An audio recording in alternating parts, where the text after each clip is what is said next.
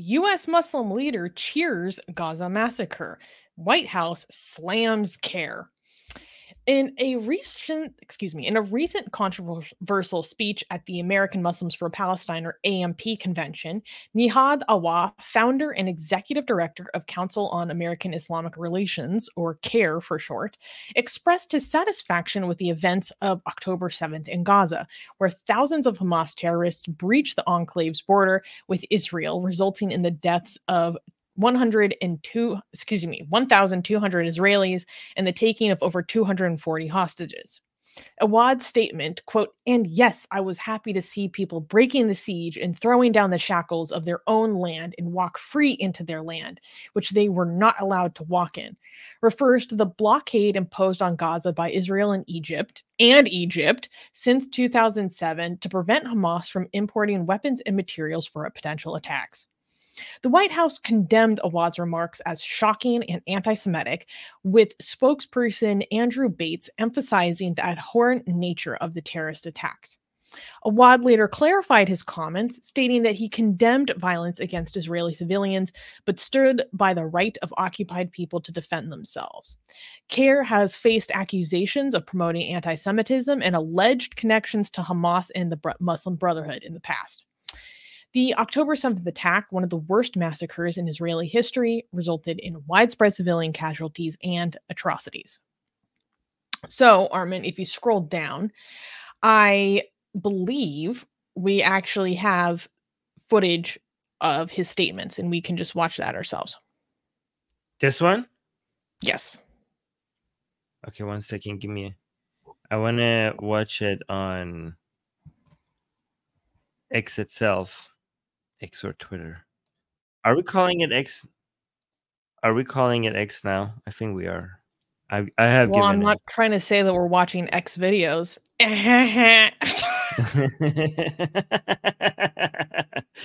Okay. I'm gonna go shut up. The people of Gaza only decided to break the siege, the walls of the concentration camp on October 7th. And yes, I was happy to see people breaking the siege and throwing down the shackles of their own land and walk free into their lands that they were not allowed to walk in. And yes, the people of Gaza.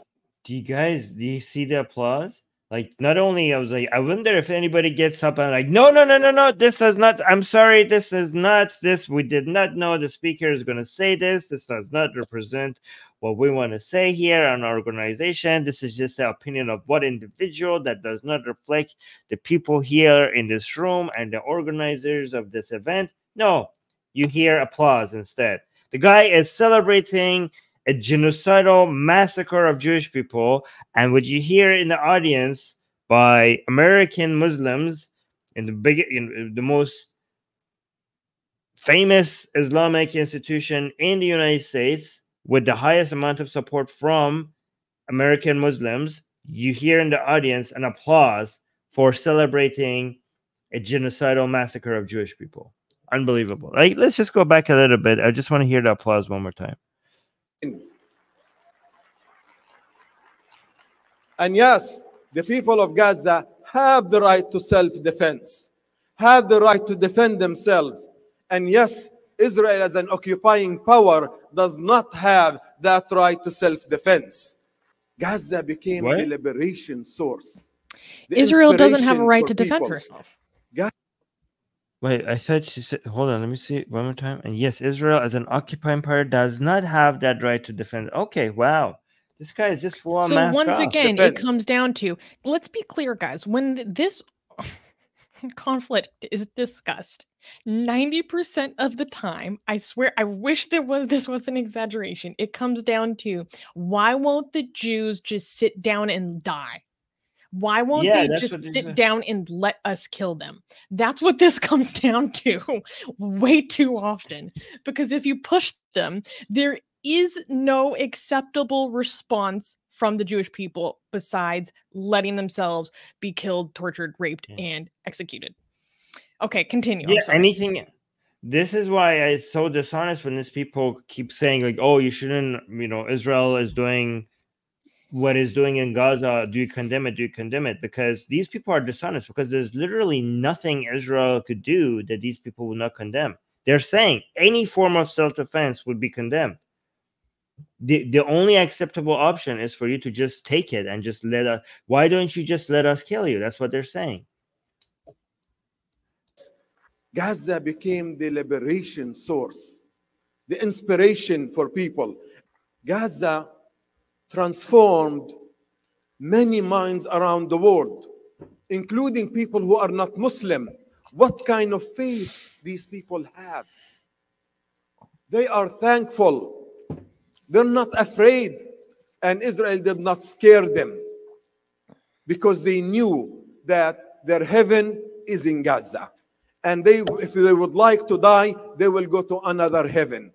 Once again, we see this rhetoric over and over and over again. Sorry, take it away, Armin. No. You finish it. You say it. You said. This is a culture. This is an ideology. This is a belief that celebrates death above life. Because once again, this is the rhetoric that the Gazans are victorious as they are being killed. Yeah, perfect. They are victorious if they defeat Israel. They are victorious if they are killed by Israel. It doesn't matter. Because either way, they are dying for the sake of Allah. And this is such an anti-Palestinian message. I'm telling you, this is why these people care about Islam and more than they care about Muslims. And they are the most, this ideology is the worst, is the most damaging and most dangerous thing that you could spread for the sake of Muslims. Imagine looking at Gaza and saying this is heaven for them. They want this. They want this misery. Again, when I say people who hold Palestinian flags and say, Palestine shall be free and blah, blah, blah, and all this, they are pro-Palestinian activists are not pro-Palestinian. They're the worst thing for Palestine. These people are celebrating the misery of people in Gaza as something to celebrate, as something that they value. They say this is the best thing you could want. Imagine having that view.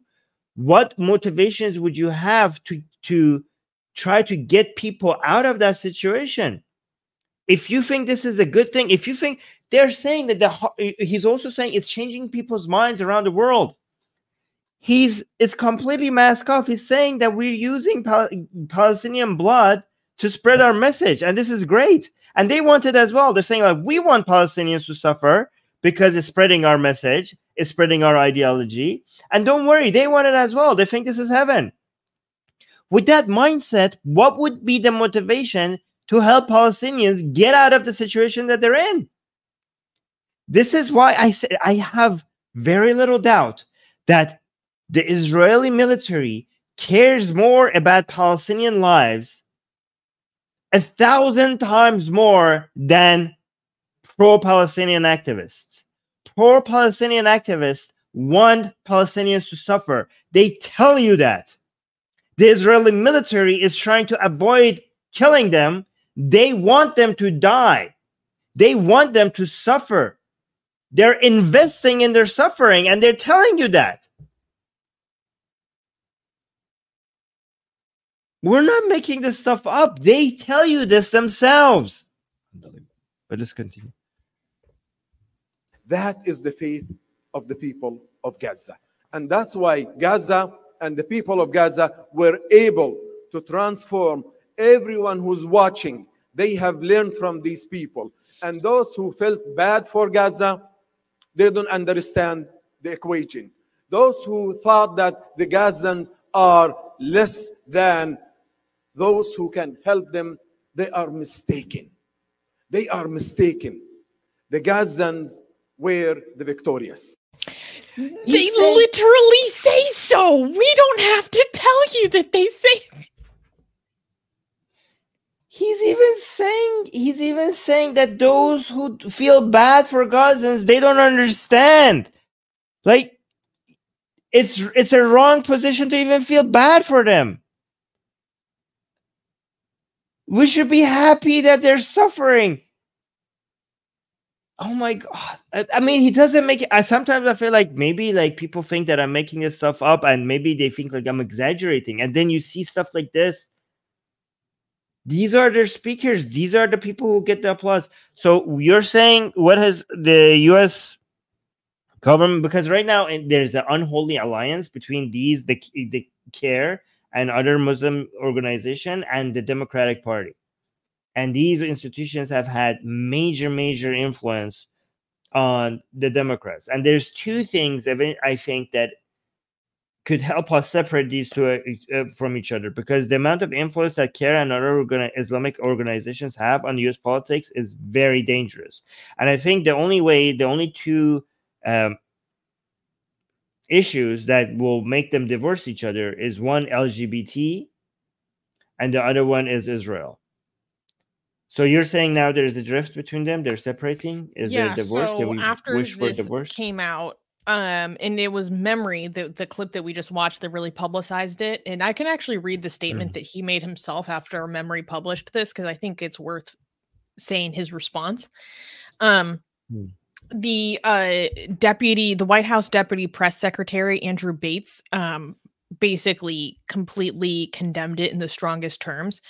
And then, okay, here's a quote I'll read. The White House faced criticism in May when it released the national strategy to counter antisemitism that included a fact sheet that said that CAIR would educate religious communities about protecting houses of worship from hate.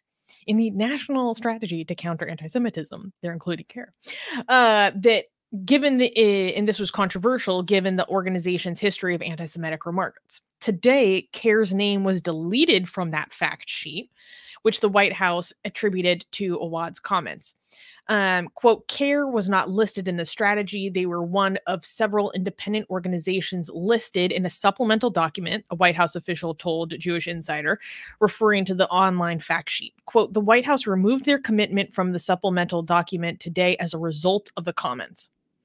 The White House official also made clear that CAIR was not part of conversations happening now as the White House drafts the recently declared national strategy against Islamophobia. CAIR is not consulting on the development of the Islamophobia strategy, period, the White House official said. Oh, wow. Yeah. I'm glad to see there's consequences.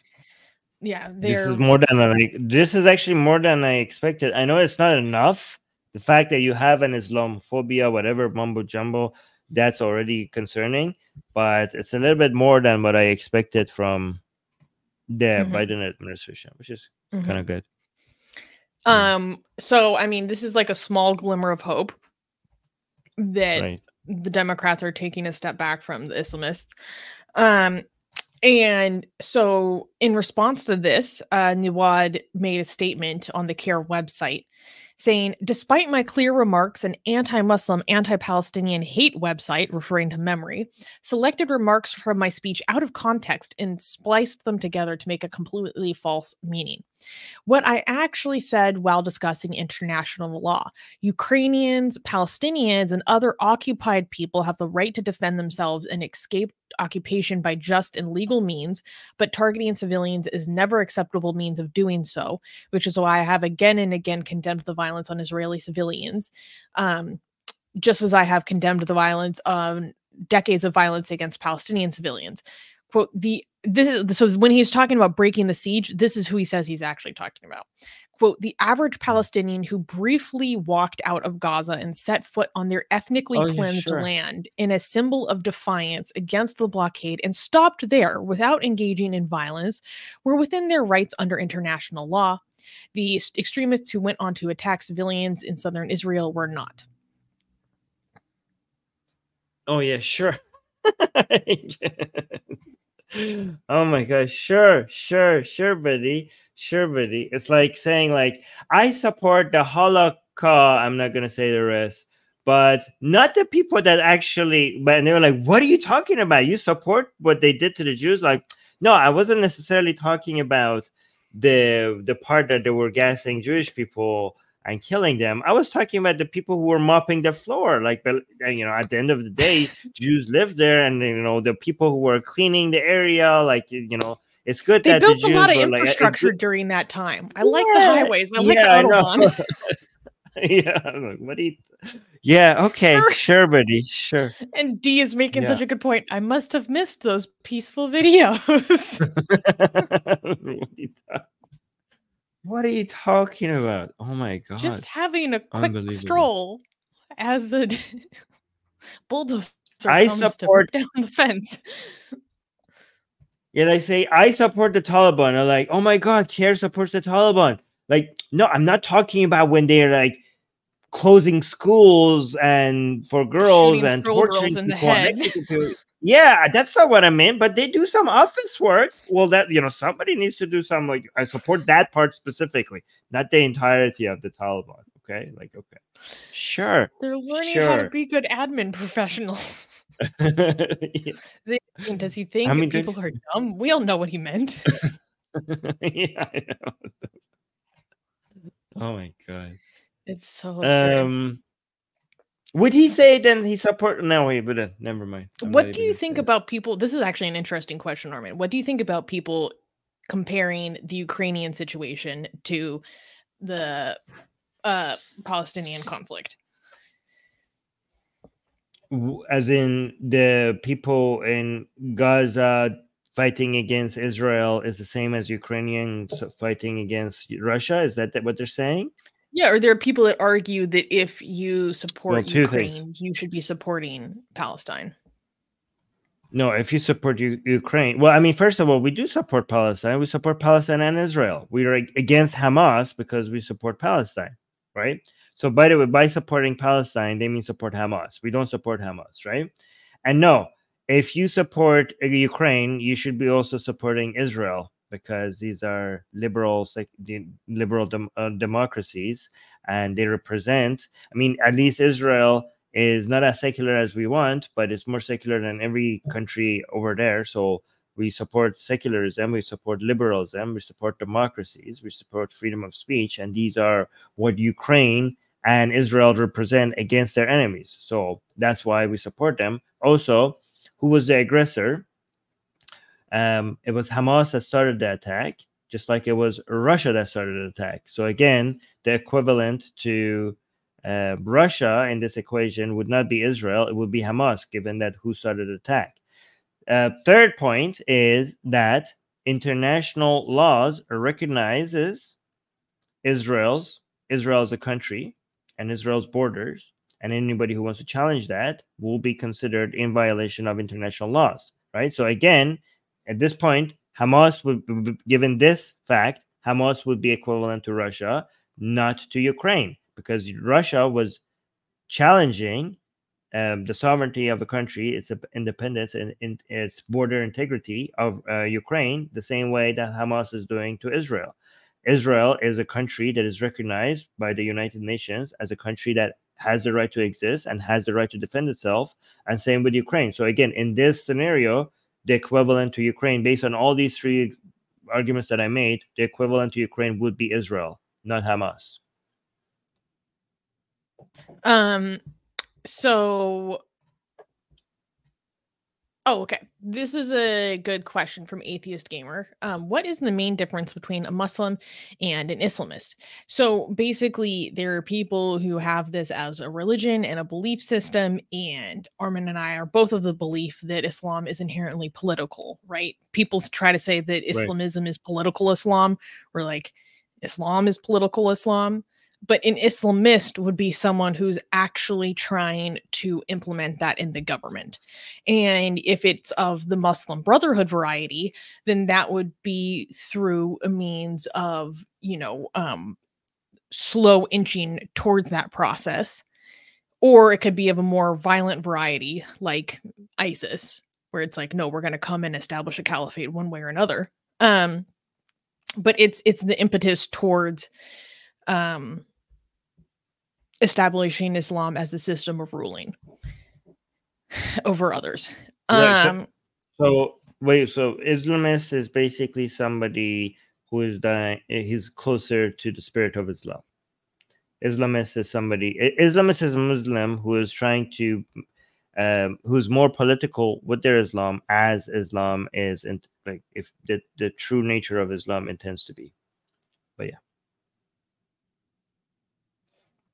yeah. So, whoops. We have. Oh, also, I just want to say hi, Deborah. I missed you so much, guys. If you want to check out an amazing interview that Armin and I did with Deborah a few years ago, you have to go check it out. It's about how Deborah converted and then essentially to Islam. Yeah, but was like an Islamist fundamentalist in that community while living in Canada.